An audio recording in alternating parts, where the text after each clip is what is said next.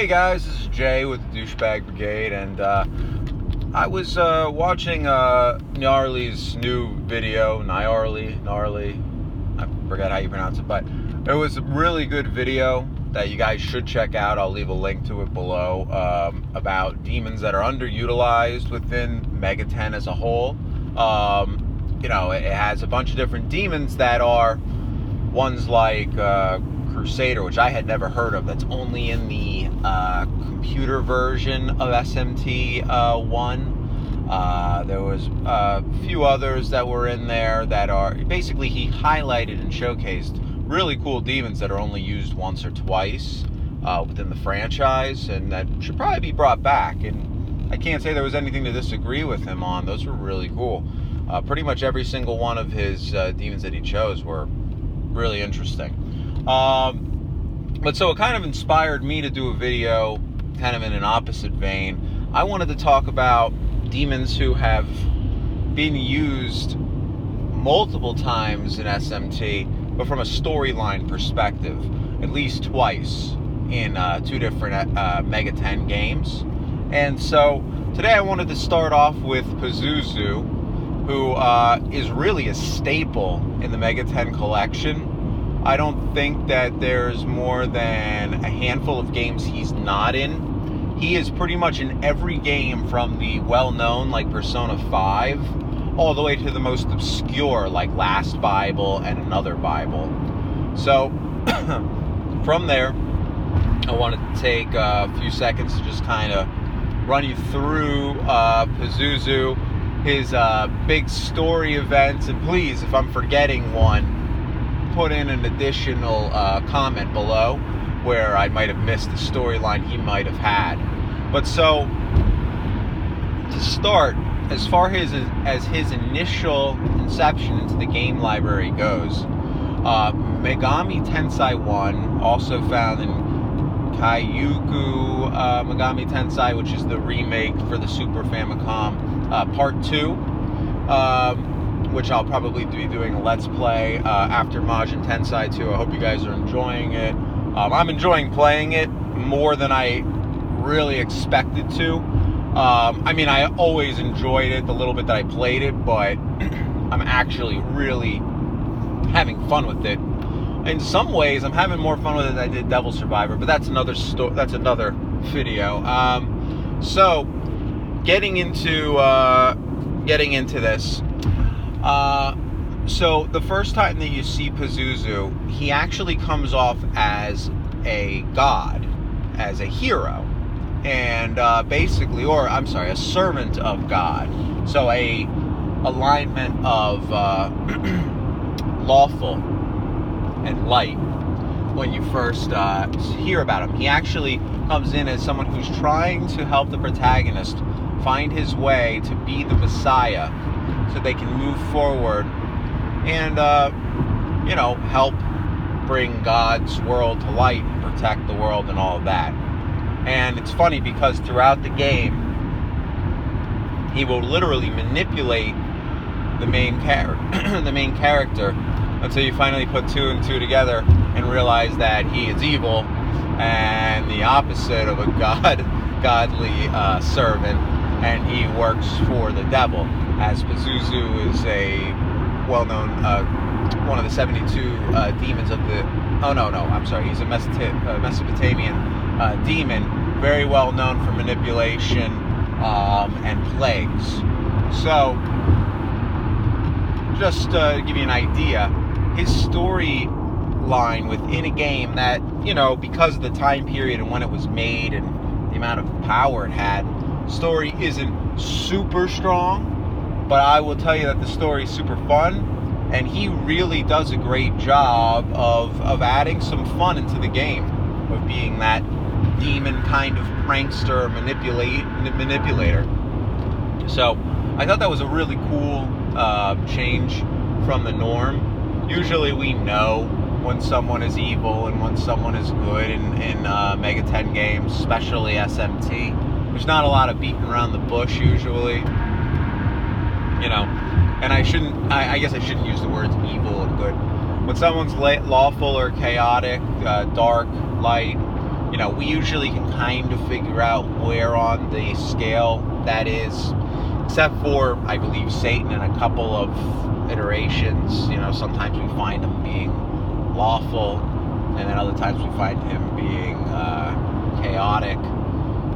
So it's a little weird, because sometimes he's a fallen angel, and sometimes he's still a servant of God sent to test people. So, but other than that, this is a really cool change of pace for an entire story. This isn't just like a little subsection.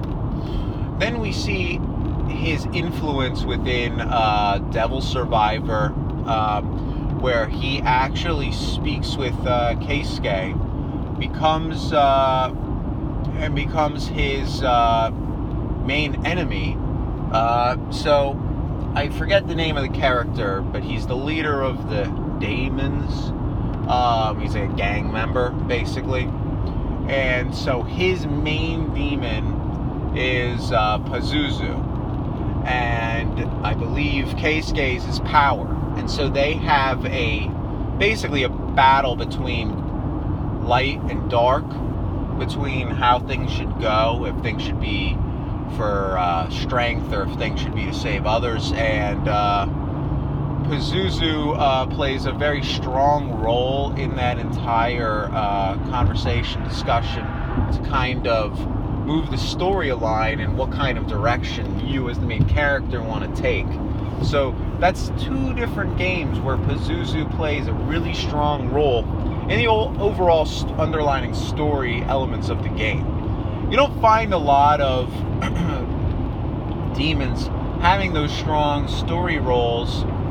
However, this one was big. And I think it's a little more obscure. It's not your more common, Lucifer one, where obviously he's going to play a role in many of the games or something like that. This was a little bit different. You get someone who's a big staple of the games, because I've seen it. He's been in Nocturne, he's been in the Persona games. He plays a really strong role in these games, but he doesn't always have a storyline or story element to it. And I thought this was a really interesting addition for him to have, and to really define the character and what in mythology really makes him an interesting character. So going forward from here, I might make this a little series. I'm thinking about touching upon I'm in between a few different demons, like Thor, who've been a staple in multiple games and had storylines. I'm also considering some who have had storylines in just the obscure games. I'm just going to figure out interesting ones, see how many roles they have, and then kind of take it from there to kind of push what their main objectives and how they affect the story are. And then for the last part of this video, I just wanted to get people's feedback. So far I've put out about 3 videos based on Majin Tensei 2. Just want some feedback on what you guys, if you guys are enjoying it as much as I am. If if it's getting you guys amped up to play it, if it looks too slow, and what your opinion is after watching it. If you guys have played Devil Survivor, how you think it holds up to Devil Survivor, because it has a lot of cool differences, at least that I've noticed, like being able to fuse on the battlefield as per one, terrain advantages.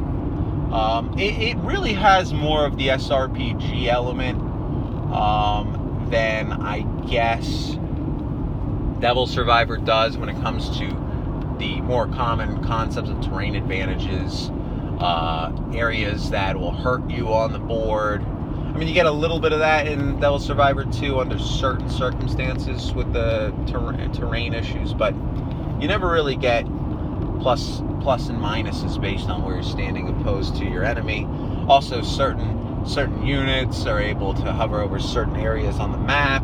I mean, there are some really interesting pieces that I feel make this game unique and very different from like a Devil Survivor.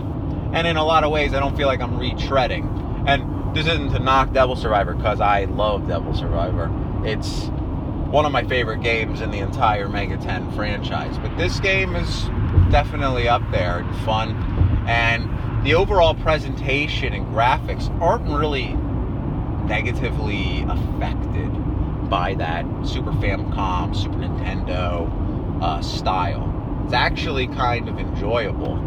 But anyway, point is for me to get the concepts and ideas of how you guys feel. So please feel free to write a comment. Let me know what your thoughts are on the walkthrough, and also what you think about Pazuzu, how he's been an influence in SMT and Mega 10 as a whole.